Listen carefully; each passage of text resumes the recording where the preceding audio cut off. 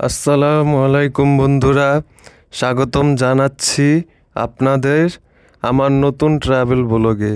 আজ আমরা চলে যাচ্ছি বাংলাদেশের গর্ব, বিশ্বের সবচেয়ে দীর্ঘতম সমুদ্র সৈকত কক্সবাজারে। ভিডিওটা শেষ পর্যন্ত দেখবেন কিন্তু। এই ভ্রমণটা শুরু হয়েছে ঢাকা যাত্রাবাড়ি সায়দাবাদ থেকে।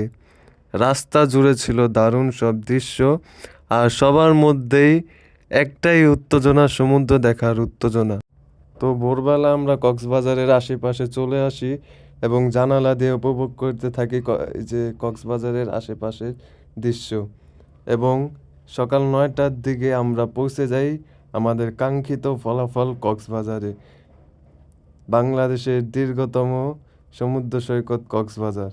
তো দেখা যাক।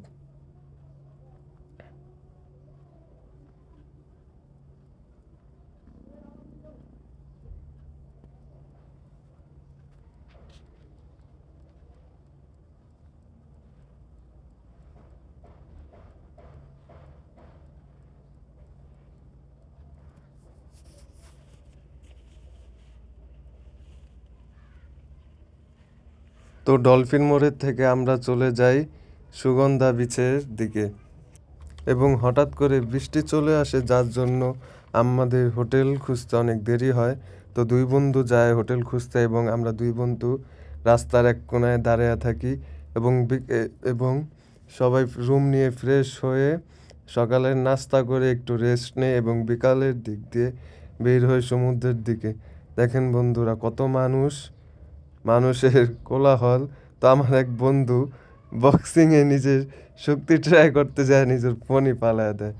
এবং আমরা জায়গা সমুদ্রের দিকে একটা সিট নিব ভাড়া, এবং ওখানে বসে সমুদ্রের দৃশ্য উপভোগ করতে থাকুন। কেউ ঘোড়া নিয়ে চলে যাচ্ছে। তো দেখেন বন্ধুরা, সমুদ্র যেন আমাদেরকে ডাকছে যে আয় তোরা। তো কিছু এক ভাই আমাদের ক্যামেরার সামনে এসে একটু পোস্ট নেয়, যেন তার ভিডিও আমরা করতেছি। তো আমরা গান শুনতে শুনতে, আড্ডা দিতে দিতে দেখতে থাকি সমুদ্রের কোলাহল ও মানুষের আনাগোনা। তো ফিল দি সমুদ্র সৈকত। এবং আমাদের সামনে এক ব্লগার আপা ভিডিও করতেছে। তো সে টের পেয়ে গেছে যে আমরাও তার ভিডিও করতেছি।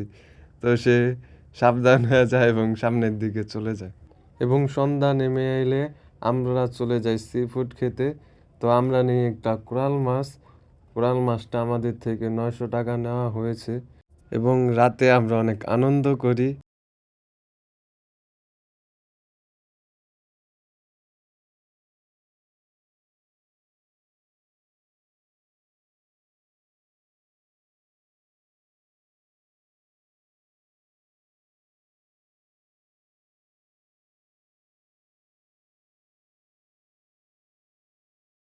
এবং পরের দিন সকালে আমরা নাস্তা করে চলে যাই সমুদ্রের দিকে, আমরা গোসল করতে এবং কিছু ভিডিও করতে এবং ছবি তুলতে। তো এখানে অনেক মজাই হয়েছিল, অনেক মানুষ, চারিদিকে মানুষ আর মানুষ, যেখানেই তাকান মানুষ, এত মানুষ। আর সমুদ্র, ওই দিন 3 নাম্বার সংকেত ছিল সমুদ্রে। তা যেন ঢেউ যেন আমাদের আমাদের ঢের বাড়ি দিয়া ফালাইয়া দেয়। এত ঢেউ যা বলার বাইরে। কোনো মানুষ সোজা হয়ে দাঁড়ায় থাকতে পারে না, সবাই ঢেউ আসছেই ফালাইয়া দেয়। দেখেন বন্ধুরা, তো আজকের ভিডিও এখানেই শেষ করছি, এবং দেখা হবে পরবর্তী ভিডিওতে কক্সবাজারের তৃতীয় দিন মেরিন ড্রাইভ রোডের ভিডিও।